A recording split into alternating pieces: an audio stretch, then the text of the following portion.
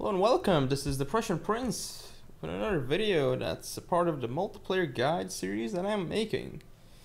This one is going to be about optimizing your in-game settings. So it's exactly what it sounds like. Now let's go over to the graphics. You want to run as high resolution as you can, as your monitor supports it, so that you can get the best field of view possible. You don't want to, so you can see more on the map, and so that your unit cards don't take as much space that they otherwise would on a lower resolution setting. You don't want to have upscaling, which basically, if you don't know what that is, if you run at a lower resolution than your monitor's native resolution, what's going to happen is, what may or may not happen is that the resolution might still be your native resolution, because your graphics drivers may upscale it to your resolution, which would obviously distort the graphics and would make it look weird, and that would mess with your mouse accuracy and such, and would not make the game look good, that is. So you want to run your monitor's native resolution, or if you insist on running on lower resolution, make sure that it has centered timings so that it doesn't upscale, it doesn't downscale or anything. That's what you have to do. Now in advanced options, here, really you don't want any of those. VSync, what it does is it introduces input lag. It's something you should not do. And these really aren't worth it.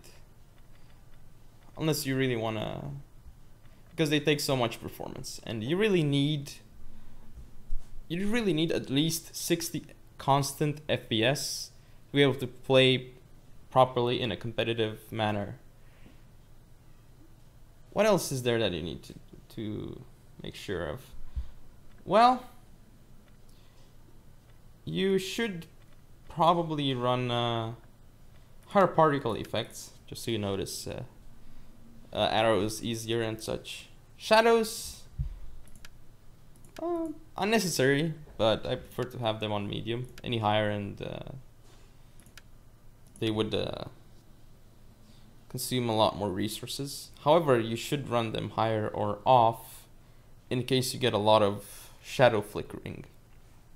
That's annoying. Now the sky, water, you don't really need those to be higher. Unit details, you should raise this because it allows you to see what the units actually are from afar, so you won't need to zoom in and see what they are. So you should get it as high as possible without sacrificing too much performance. Obviously you want unit size large. This is what is used in competitive play, unless it's a 3v3, 4v4 or so. Then would probably be medium. Now the grass, you want this turned off because you don't want this to obstruct your view. Terrain might be nice to have on on very high or higher than the setting, so that you can actually notice how the terrain is, so that it's more detailed, so you can place your units better. Now, as for anything else, it doesn't really matter. Also prefer to have sky on low so that it doesn't disturb me while playing. Although it shouldn't really, even on higher settings, it's just a small thing. But that's mostly it. And, oh, by the way, anti-aliasing, I don't really use that either, so yeah. Not much to say about the settings, but these are only the graphics settings. And after you're done with setting them how you want them to be set up, you simply go to sound. Now here, you want to toggle speech off.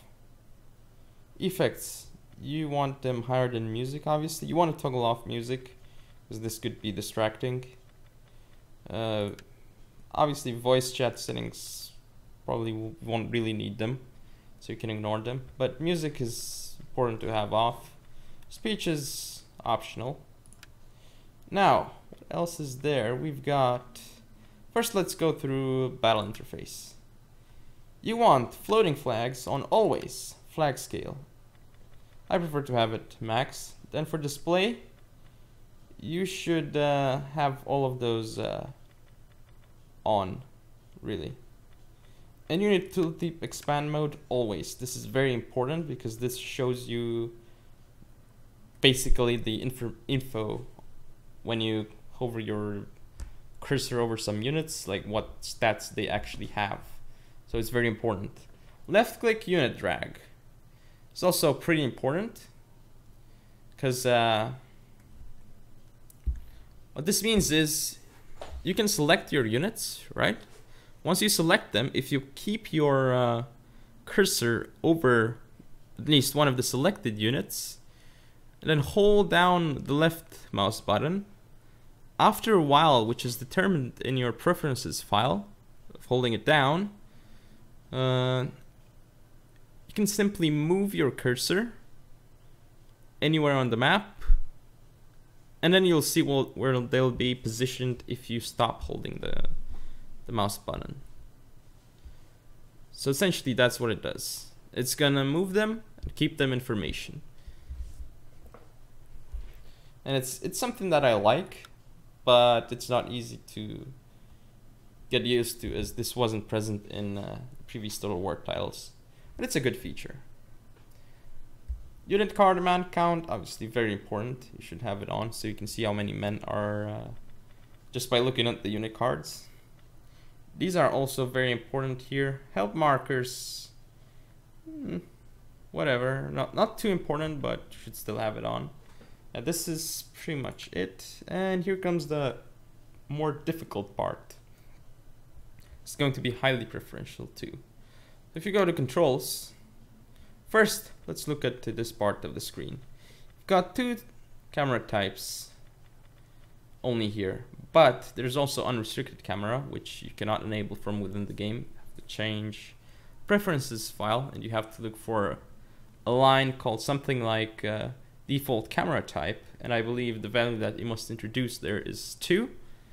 Now under battle camera speed, you've got movement speed and rotation speed. Personally, I max those out, and I move with WASD, the camera. And you want to have mouse scroll. You don't want any of those turned on. No way. Now you've got these options here. As you can see, they're universal. Tactical overview map, pressing tab. This could be quite helpful in game. Obviously, you've got the controls here. These are all pretty important. Mainly WASD keys though.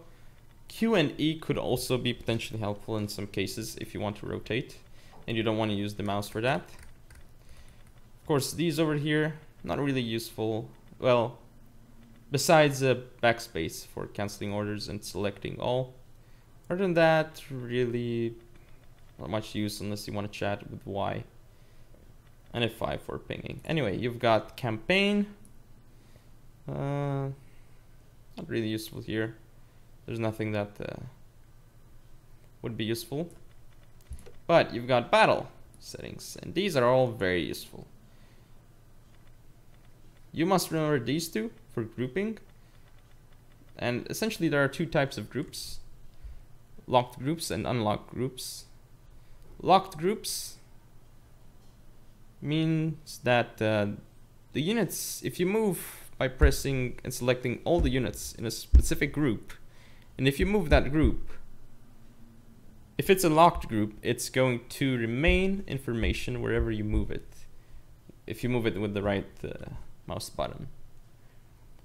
Now, if it's an unlocked group, regardless of whether or not they were in actual formation, they're just going to deploy in a straight line. Toggle melee mode is also important. F. This is for elephants, for example, that have projectiles. It's important. Toggle unit speed. This is also important to press R when when you want the unit that has previously been walking to run, or the other way around. You must remember that rather than just pressing buttons. And obviously these special ability slots, they're also very important, but remember, these are not actual. You can't be like, oh, trample is the third slot, special ability slot or whatever. You can't be like that, because for some units it might not be the third one, it might be the second one, for example. So if you press shift F3, it might shift 3, it might make them dismount or something like that. So I advise you to be careful with those, but I do use shift 1 to 7. However, this is, can use whatever is more comfortable for you. And increase rank and increase file, something that is also quite important. And I think there's a trick to these when you use pikes specifically. You can once you move them, you can press those buttons, and they're essentially gonna make a full pike line with no gaps. That's something that I believe GD showed. And then down and up are still important if you want to move your whole army in the same formation, and they're automatically going to run if you give them that order. Now, control left and control right, also useful if you want to move units into a position and you want to rotate them. Cool thing to have. Pant unit, not really useful. These ones can be useful. Strafe unit or group, left, right. About face. Now, this is probably going to be most important for, say, pike units, because they are the least mobile. So if you want to quickly turn them around to face an incoming threat, say cavalry, this is going to be good for you. Obviously these are very important, but you can always make them by just pressing Control G or just G, and it'll just make them in the order that from the first to 10 that is not used. Now camera, these I would not recommend to even worry about for now. These you may find some use for Control C to select all cavalry units, or Control I. These two could be useful, even Control M for selecting all infantry missile units. And enter. Home, hardly useful. Now space is also very important, because if you press it, you're essentially gonna see where your units are going to. That's very important. All these, not really useful. Just in case you turn them off, might be good to know which keys you press. Intelligent zoom, not useful. All those aren't really useful either. Now after you're done setting those up, I'd advise you to save your keys under a specific name. I saved mine as TPP, Prussian Prince obviously, and then just enabling them. So basically those are your in-game settings that you must be worried about. Actually, when you go into a battle, you can also turn off the advisor. He's quite annoying in multiplayer battles, so yeah, you could also do that. For anything else, I think I've pretty much covered everything. I don't think I've missed any specific setting. Well, yeah, besides those in the preferences file that you can change the battle camera type to use the unrestricted camera, or as they call it, the debug camera.